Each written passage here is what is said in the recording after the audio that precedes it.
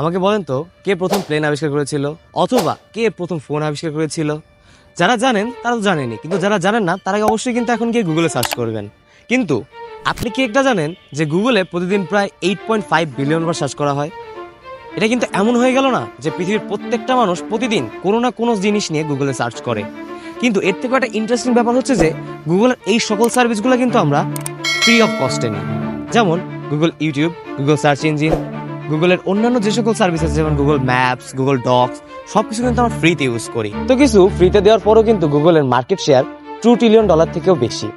কিন্তু এত কিছু ফ্রি দেওয়ার পরও কিভাবে গুগল এত বিলিয়ন বিলিয়ন ডলার কামাচ্ছে, এটা রহস্য কি আপনি জানেন? তো চলুন আজকের আমাদের এই ভিডিওর মাধ্যমে আমরা জেনে আসি কিভাবে গুগল এত টাকা কামাই করছে।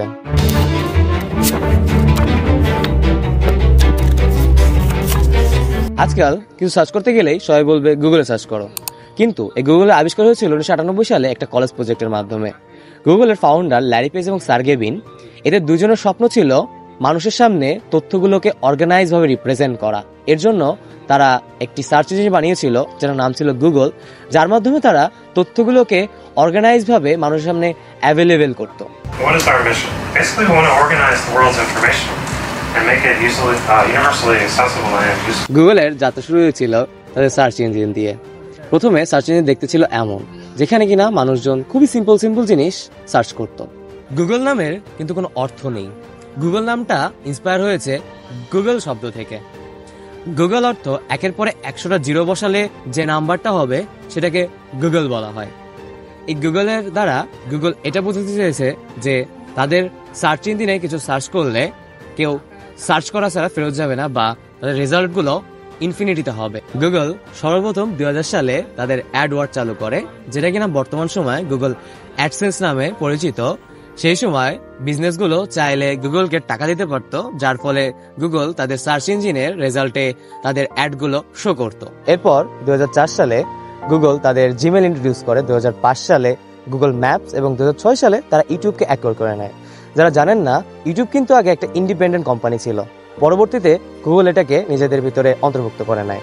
তারপর 2008 সালে গিয়ে গুগল তাদের নিজেদের সবচেয়ে সাকসেসফুল একটা জিনিস, যেটা কিনা তাদের গুগল ক্রোম এবং তাদের অ্যান্ড্রয়েড সিস্টেম লঞ্চ করে। এর পরবর্তীতে তারা তাদের হার্ডওয়্যার সেগমেন্টেও কাজ করতে থাকে। এতগুলো জিনিস নিয়ে কাজ করতে করতে আজকের গুগল হয়ে দাঁড়িয়েছে। এখন বর্তমানে গুগল তাদের নিজেদের নতুন এআই মডেল জিমিনি নিয়ে কাজ করছে। এখন এত কিছু শোনার পরে আপনারা ভাবছেন গুগলের সব প্রোডাক্টই হয়তো বা সাকসেসফুল হয়েছে, কিন্তু না, গুগল আজ পর্যন্ত প্রায় 200টারও বেশি প্রোডাক্ট নিয়ে লস খেয়েছে। তখন চলুন জেনে আসি গুগলের এই বিজনেস মডেল থেকে গুগল কত টাকা ইনকাম করে সেইটা। আজকে আমরা দেখব গুগলের 2022 সালের ইনকাম চার্টটা। টোটাল ইনকামের 58% অর্থাৎ $162.45 বিলিয়ন মার্কিন ডলার গুগল তাদের প্রথম বিজনেস মডেল অর্থাৎ গুগল সার্চ ইঞ্জিন অ্যাড থেকে কামিয়েছে। তারপর গুগল তাদের নেটওয়ার্ক অ্যাডস থেকে 32.7 বিলিয়ন মার্কিন ডলার এবং ইউটিউবের অ্যাডস থেকে প্রায় 29.24 বিলিয়ন মার্কিন ডলার কামিয়েছে। তারপরেই রয়েছে তাদের প্লে স্টোর থেকে তারা 29.6 বিলিয়ন মার্কিন ডলার কামিয়েছে। গুগল প্লে স্টোরে যখন কেউ অ্যাপ লঞ্চ করে, সেই অ্যাপ থেকে যে ইনকাম হয় তার 30% গুগলকে দিতে হয়। সর্বশেষ তারা তাদের ক্লাউড সার্ভিস থেকে 26.68 বিলিয়ন মার্কিন ডলার কামিয়েছে। আরেকটা কথা হচ্ছে যে গুগল এত টাকা খরচই বা কোথায় করে? গুগল তাদের $40 বিলিয়ন মতো শুধু তাদের R&D সেক্টরে খরচ করে থাকে। তারপর 2022 সালে তারা শুধু $11 বিলিয়ন ট্যাক্সে দিয়েছিল। তাদের সকল এমপ্লয়ীদের বেতন সহ অন্যান্য খরচ মিলে গুগলের প্রায় $208 বিলিয়ন খরচ হয়ে থাকে। তো এটাই ছিল গুগলের ইনকাম এবং আউটগোয়িং এর সকল তথ্যগুলি। বাট গুগল কিভাবেই বা এত কিছু আমাদের ফ্রি দেয়, তাই না? গুগলে কিন্তু অনেক প্রাইম সার্ভিস গুলো আছে, তাই না? যেমন যে ইউটিউব প্রাইম চালু হয়েছে, তারপরে জিমেলে স্টোরেজ ফুল হয়ে গেলে কিন্তু আমাদের ড্রাইভে স্টোরেজ কিনতে হয়। এভাবে কিন্তু গুগল অনেক টাকা ইনকাম করে থাকে।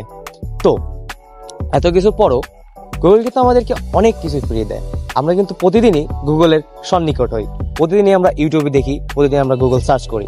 সো এইভাবেই আমরা আমাদের গুগলকে ইউজ করে থাকি। তো আপনারা যারা আমাদের এই ভিডিওটা ভালোবেসেছেন বা পছন্দ করেছেন, অবশ্যই আমাদের ভিডিওকে লাইক করবেন, শেয়ার করবেন এবং আমাদের পেজটাকে ফলো করবেন, ইউটিউব চ্যানেলকে সাবস্ক্রাইব করবেন।